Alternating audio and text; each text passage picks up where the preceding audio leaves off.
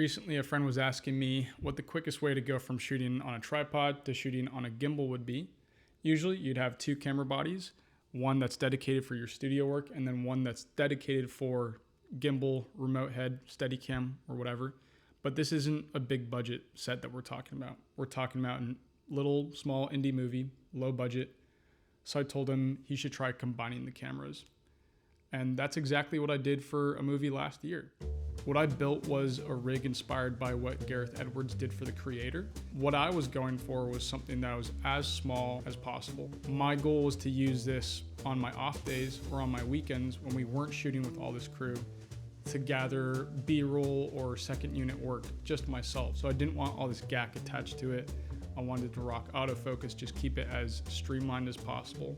What this allows you to do is get 2 in 1, right? Because if you leave it on the tripod, you can use it just like any other camera, but then immediately you can take it off a quick release and now you're ready to do some gimbal work.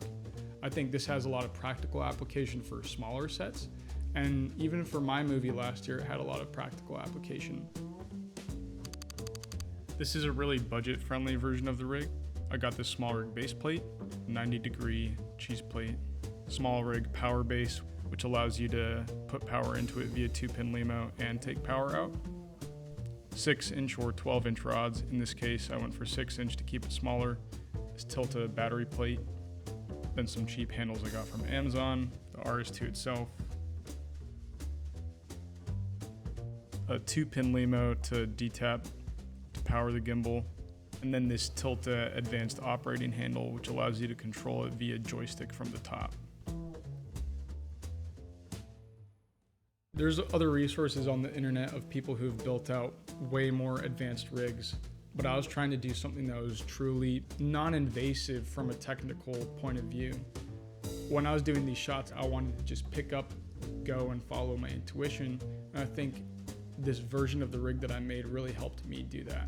I always made sure to keep this available and within reach, because there's many instances where, say, you needed to do like a really low angle shot or a really high angle shot, and it was really easy to just take my rig in the FX3 and get it done. I also remember there's one instance where we needed to do like a top-down shot. Because we rigged it on the gimbal and we sent it up, we were able to remote control it. And you can even do this with a PS5 controller or the app that DJI provides. Makes it super convenient and really does make it like a mini remote head. Putting it in a car, whether it's on the hood or through the side window or even out the back, like a little DIY black arm, is a really practical application too.